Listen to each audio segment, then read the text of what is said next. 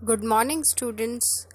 आज हम शुरू करेंगे हिंदी का पार्ट 3 जिसका नाम है स्वस्थ शरीर। तो हम पाठ को पढ़ना शुरू करते हैं। स्वास्थ्य सबसे बड़ा धन है। किसी ने ठीक ही कहा है कि तंदुरुस्ती 1000 नियामत है। स्वस्थ शरीर में ही स्वस्थ मस्तिष्क का निवास होता है। स्वस्थ रहने पर ही हम खेल कूद सकते हैं, पढ़ लिख सकते हैं, अच्छी चीज़ें खा सकते हैं। स्वस्थ शरीर से ही प्रकृति के अद्भुत उपहारों का आनंद लिया जा सकता है। तो ये जो पाठ है ये है हमारी स्वस्थता के बारे में। ठीक है, तो सबसे पहले क्या लिखा है? किसी ने ठीक ही कहा है कि तंदुरुस्ती 1000 नियामत है। नियामत का मतलब होता है कीमती चीज़। ठीक है, तो तंदुरुस्ती जो होती है वो बहुत कीमती होती है। अगर हमारा शरीर स्वस्थ होगा तभी हम सब कुछ कर पाएंगे, जैसे कि खेलना, कूदना, पढ़ना, लिखना, अच्छा खाना खाना। अगर हमारा शरीर स्वस्थ नहीं होगा तो हम इनमें से कुछ भी नहीं कर पाएंगे। बीमार आदमी क्या कर सकता है? कुछ नहीं। वह बिस्तर पर पड़ा केवल दुखों की दुनिया में ही विचरण करता रहता है। बीमार आदमी न अच्छा खा पी सकता है, न सुंदर कपड़े पहन सकता है, न मनोरंजन कर सकता है, न सैर सपाटा और न पढ़ाई लिखाई ही कर सकता है। तो जो बीमार आदमी होता है उसमें ज़रा सी भी ताकत नहीं होती, वो बिल्कुल कमज़ोर होता है। इसी वजह से ना तो वो कहीं घूम सकता है। विचरण का मतलब होता है घूमना फिरना। ना वो कोई अच्छी चीज़ खा सकता है, ना वो सुंदर कपड़े पहन सकता है। ठीक है, तो वो कोई भी ऐसी चीज़ नहीं कर सकता जो उसे अच्छी लगती हो। यह सर्वाधिक महत्वपूर्ण बात है कि पहला सुख निरोगी काया। शरीर को सर्वथा निरोग रखने के लिए आवश्यक है कि शरीर स्वस्थ रहे। अच्छे स्वास्थ्य के लिए 2 बातें बहुत ज़रूरी हैं, उत्तम आहार और विहार। तो सबसे ज़रूरी क्या है? पहला सुख निरोगी काया। निरोगी का मतलब होता है ऐसा शरीर जिसमें कोई भी रोग ना हो और बिल्कुल स्वस्थ हो। तो शरीर को सर्वथा यानी हर तरह से निरोग रखने के लिए क्या ज़रूरी है कि हमारा शरीर स्वस्थ रहे। और अच्छे स्वास्थ्य के लिए 2 बातें बहुत ज़रूरी हैं। कौन सी? उत्तम आहार और विहार।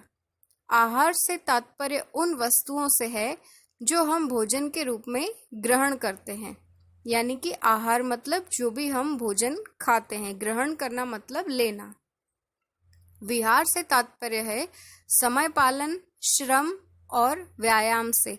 विहार का मतलब होता है डिसिप्लिन, एक्सरसाइज करना और मेहनत करना। हमें हर समय सांस लेने की आवश्यकता होती है। सांस लेने से शरीर वायुमंडल से ऑक्सीजन ग्रहण करता है, जिससे हमें ऊर्जा मिलती है। सांस लेते समय हमारे आसपास की वायु हमारी नाक या मुंह के रास्ते फेफड़ों में जाती है। शरीर के भीतर जाने वाली वायु जितनी शुद्ध और अधिक होगी, रक्त उतना ही शुद्ध होगा। शुद्ध वायु वह है जो धूल, मिट्टी, नमी तथा हानिकारक पदार्थों से रहित हो और ऑक्सीजन व अन्य पोषक तत्वों से युक्त हो।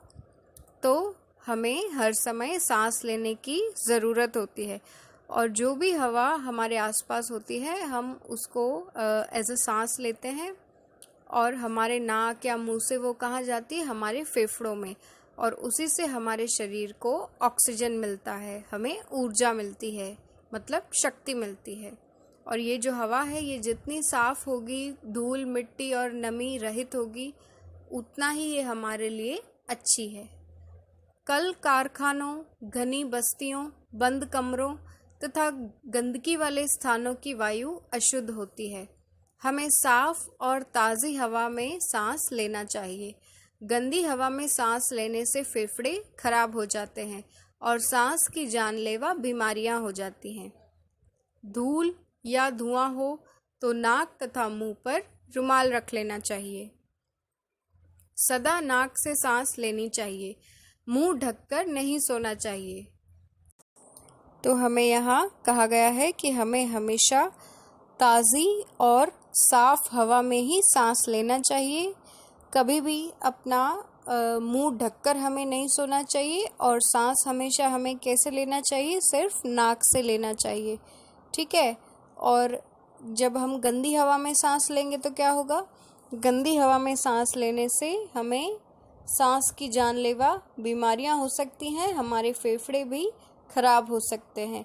और अगर कहीं पर धूल या धुआं हो तो हमें अपना नाक और मुंह जो है वो रुमाल से ढक लेना चाहिए।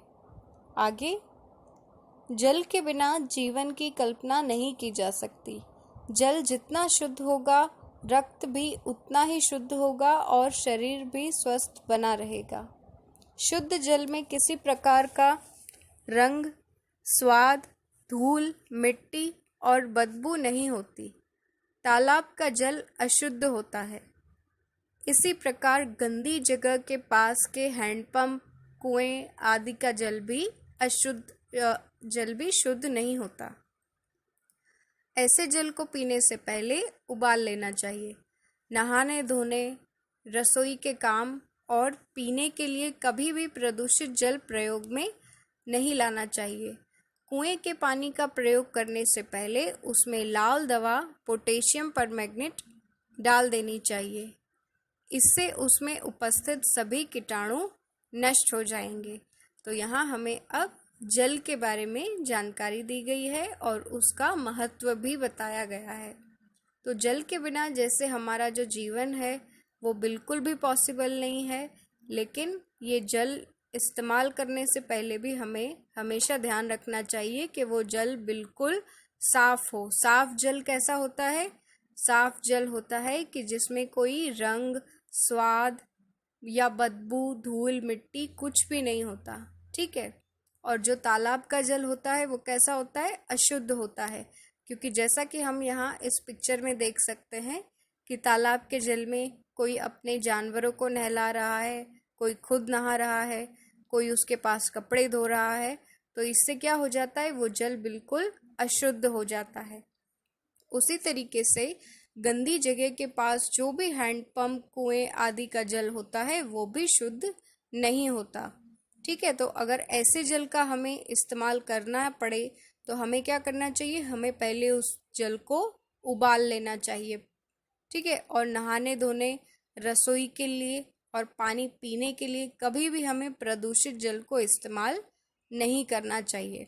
और कुएं के पानी का अगर हमें प्रयोग करना हो तो हमें उसमें प्रयोग करने से पहले क्या डालना चाहिए? लाल दवा यानी कि पोटेशियम परमैंगनेट डाल देनी चाहिए, जिससे क्या होगा? उसके सभी कीटाणु नष्ट हो जाएंगे। नष्ट हो जाएंगे मतलब खत्म हो जाएंगे। इसके बाद शरीर की महत्वपूर्ण आवश्यकता है भोजन। उत्तम स्वास्थ्य के लिए भोजन को पोषक तत्वों से भरपूर होना चाहिए। भोजन जितना पौष्टिक तथा संतुलित होगा, शरीर उतना ही पुष्ट तथा स्वस्थ बनेगा। भोजन का हमारे शरीर में निम्नलिखित कार्य है। तो अब हमें भोजन के बारे में जानकारी दी गई है। भोजन यानी जो हम खाना खाते हैं वो। तो उत्तम स्वास्थ्य यानी कि हमारे अच्छे स्वास्थ्य के लिए भोजन कैसा होना चाहिए? पोषक तत्वों से भरपूर होना चाहिए। भोजन जितना पौष्टिक तथा संतुलित होगा, शरीर उतना ही पुष्ट और स्वस्थ बनेगा। और भोजन का हमारे शरीर में जो भी कार्य है वो हमें नीचे दिए हुए हैं। नंबर 1, शरीर के विभिन्न भागों और मांसपेशियों की क्रियाओं के लिए शक्ति प्रदान करना। नंबर 2, हड्डियों और मांसपेशियों को मजबूत बनाना। नंबर 3, रोगों से शरीर की रक्षा करना। नंबर 4, शरीर के ताप को बनाए रखना। नंबर 5, कोशों और तंतुओं का निर्माण और उनकी क्षतिपूर्ति करना। तो भोजन का हमारे शरीर में क्या क्या कार्य है, जैसे कि हमने पढ़ा क्या रोल है भोजन का हमारे शरीर में। जैसे कि शरीर के विभिन्न भागों और मांसपेशियों की क्रियाओं के लिए शक्ति प्रदान करना, मतलब जैसे कि हमें अपने शरीर से जो अलग अलग क्रियाएं करनी होती हैं, जैसे चलना, भागना, काम करना, किसी चीज़ को उठाना, रखना, ठीक है। तो अपने शरीर से हम जो भी काम करते हैं उसके लिए हमें शक्ति देना। उसके बाद हड्डियों और मांसपेशियों को मजबूत बनाना, यानी हमारी मसल्स और बोन्स को मजबूत बनाना। उसके बाद रोगों से शरीर की रक्षा करना, यानी बीमारियों से हमें बचाना। उसके बाद शरीर के ताप को बनाए रखना, यानी बॉडी टेम्परेचर को नॉर्मल रखना। और लास्ट में कोशों और तंतुओं का निर्माण और उनकी क्षतिपूर्ति करना, यानी कि जो हमारे शरीर में जो सेल्स होते हैं उसको नए सेल्स को बनाना और जो डैमेज हुए हैं उनको रिपेयर करना। स्वस्थ शरीर के लिए संतुलित भोजन परम आवश्यक है। संतुलित भोजन में रोटी, चावल और दाल के अतिरिक्त हरी सब्जियां, फल और दूध का होना आवश्यक है। मूली, गाजर और पालक जैसी सस्ती सब्जियां खाकर भी अच्छा स्वास्थ्य प्राप्त किया जा सकता है। तो स्वस्थ शरीर के लिए यानी हेल्दी बॉडी के लिए हमें सबसे ज़रूरी क्या है? संतुलित भोजन, जिसको हम बैलेंस डाइट भी कहते हैं।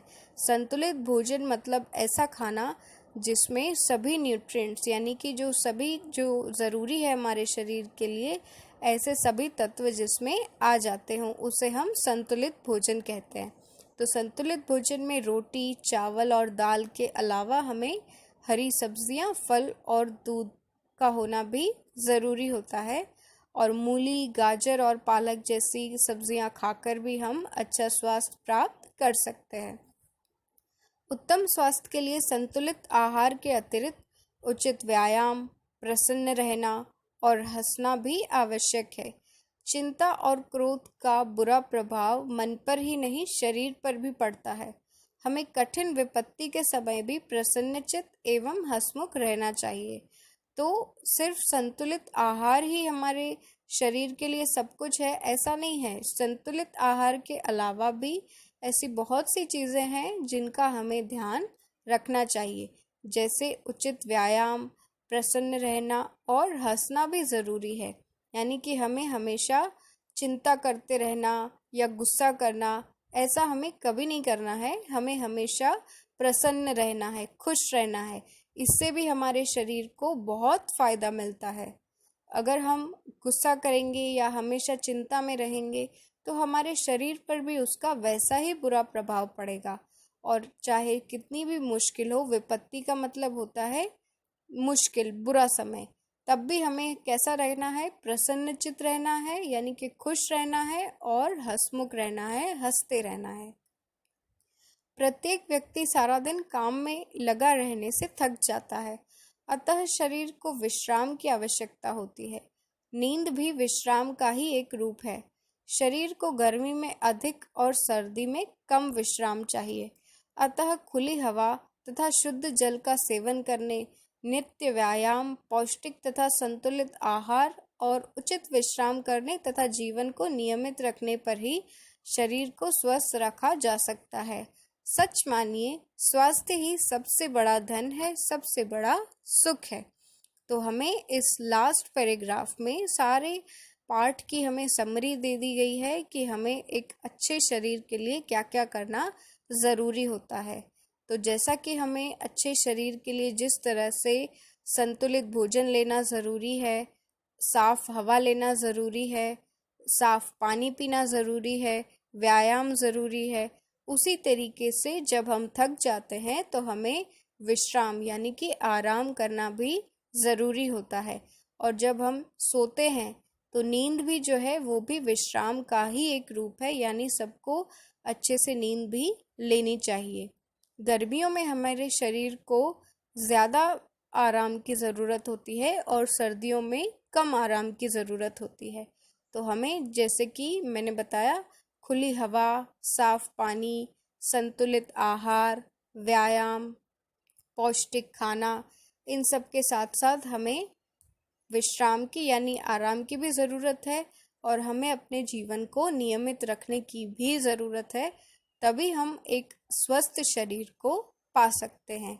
और लास्ट में स्वास्थ्य ही सबसे बड़ा धन है और सबसे बड़ा सुख है, क्योंकि अगर हम स्वस्थ नहीं होंगे तो जैसा कि हमने पहले पाठ में पढ़ा कि हम कोई भी चीज़ नहीं पा सकते, कुछ भी नहीं कर सकते। अगर हमें कुछ पाना है, कुछ करना है, अच्छी ज़िंदगी जीनी है तो हमें स्वस्थ रहना बहुत ज़रूरी है। ओके।